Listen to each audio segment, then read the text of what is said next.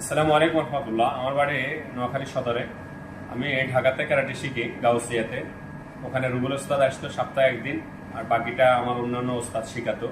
ওখান থেকে আমি আসার পরে আমাদের নোয়াখালীতে লামসি প্রসাদ তাকিয়া বাজার স্কুলের মাঠে আমি শিখাই, উচ্চ বিদ্যালয় মাঠে।